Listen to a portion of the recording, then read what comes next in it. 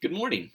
We're in for a very busy week, a very challenging and spiritually enriching week. I love what Peterson writes in his book, Contemplative Pastor. Christian spirituality means living in the mature wholeness of the gospel. It means taking all the elements of your life: children, spouse, job, weather, possessions, relationships, and experiencing them as an act of faith. God wants all the material of our lives. That's in the foreword on page 4. But this reading, while we're assigned just chapters 1 to 7, I really want to encourage you to read the foreword because it gives you very superb introduction to who the man is and to be able to understand some of his background. Powerful book and wonderful reading. Redefinitions: the naked noun, the unbusy pastor, the subversive pastor, the apocalyptic pastor, and then between Sundays, ministry and the traffic, curing souls, the forgotten art, and praying with eyes open. Powerful book, and I hope that you will let it sink not just into your head, but into your heart and your soul, and allow it to guide you. And then enthusiastically participate in the discussion board about the unbusy pastor, the subversive pastor, the apocalyptic pastor, and discuss how you need to grow and develop in those areas of your own life. I'm also very excited about the large writing paper, The Historical Figure's Inner Life. That's to be a paper of 3,000 to 4,000 words. While the syllabus says it to be single spaced, I would really appreciate it if you made it a space and a half at least, if not double space. It's still 3,000 to 4,000 words. It'll be a much longer paper if you do that, but it sure makes it a lot easier for me to read the papers as I grade them on the internet. Great challenges. The syllabus gives you 8 suggested questions to wrestle with that I think are good to think through. Who is this person? What context or historical period were they situated in? Number 2, what do we know about their family background, their key relationships, their significant influences or influencers?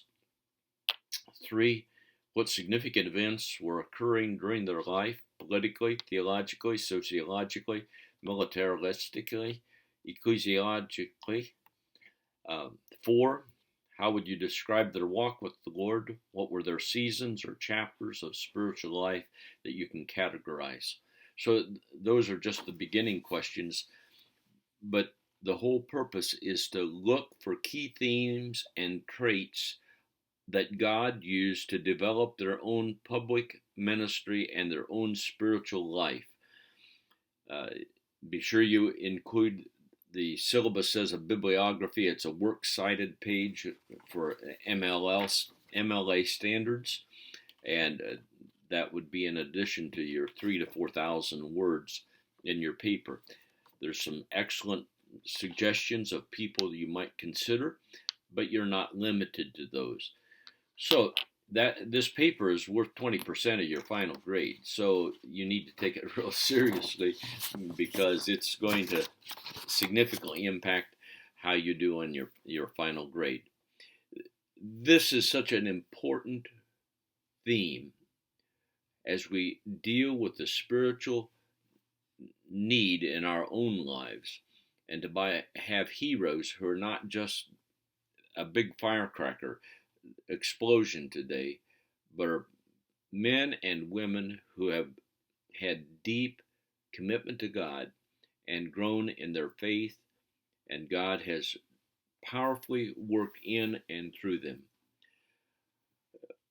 There are many men listed, but also a few women, and I want to encourage you to be looking and considering Joni Eareckson Tada or I forgot her name, Elizabeth Elliot or Amy Carmichael. Those are great women of faith and spiritual influence. So I look forward to reading those papers. I am so blessed when I get to read your discussion boards and your papers. They're really powerful. This week you're going to be receiving a reminder to do a class evaluation. It's an evaluation of the course as well as my instructing, and I want to strongly encourage you to complete those. Your perspectives are highly, highly, highly, highly valued by MDL staff. They're read, they're tabulated. Of course, it's anonymous, but it helps us as your instructor, but it also helps us as a entire ministry team to improve and live up to the highest quality for instruction that we can offer. That is our passion. God bless you as you work on this week.